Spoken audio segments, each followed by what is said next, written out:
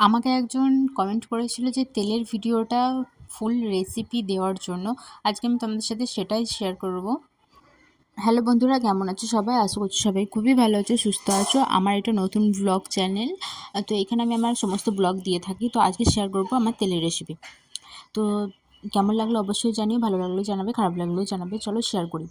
তো আমি এখানে আমার তেলটা বানানোর জন্য নিয়েছি আমি মেথি নিয়েছি 1 চামচ, কালো জিরে নিয়েছি 1 চামচ, 3টে পেঁয়াজ নিয়েছি ছোট মিডিয়ামে, একটা বড় আর দুটো ছোট ছোট, আর নিয়েছি থানকুনি পাতা, আর নিয়েছি নারকেল তেল।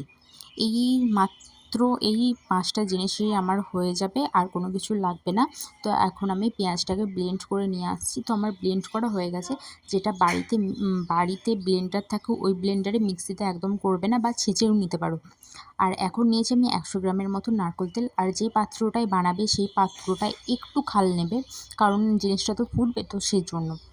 এখন আমি ঠান্ডা অবস্থায় দিয়ে দিলাম এখানে পেঁয়াজ বাটা, মানে যেটা আমি পেস্ট করে রেখেছিলাম সেটাকেই দিয়ে দিলাম। আর যা থানকুনি পাতা আর কালো জিরে মেথি নিয়েছিলাম তো সেটাকেও ঢেলে নিয়েছি। তোমাদের কাছে যদি লাল জবা থাকে তো লাল জবা দুটো ফুল দিতে পারো তোমরা। এখন আমি গ্যাসটাকে জ্বালিয়ে আমি এখন এটাকে বসিয়ে দেব। আর গ্যাসের মধ্যে দেওয়ার পরে পুরো লো মিডিয়ামে দেবে, কারণ এটা যাতে আস্তে আস্তে হয়, পুরো জোরে দেবে না, তাহলে আর তোমার তেল তৈরি হবে না, পুরো পাঁপড় তৈরি হবে। তো সেজন্য আমি আস্তে আস্তে লো মিডিয়ামে দিয়ে এখন আস্তে আস্তে আমি জাল দিচ্ছি। আর এটা দেখে বুঝতেই পারছো যে হচ্ছে পুরো কালারটা চেঞ্জ হয়ে যাবে।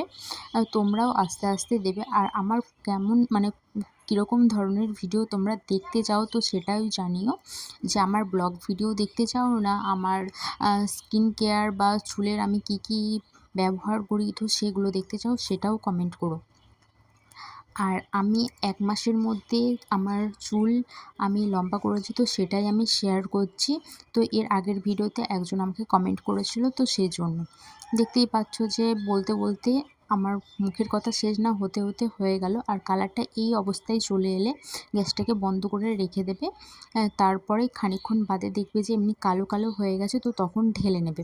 আর অবশ্যই প্লাস্টিকের ছাঁকনিতে ঢালবে না, এমনি স্টিলের ছাঁকনিতেই ঢালবে।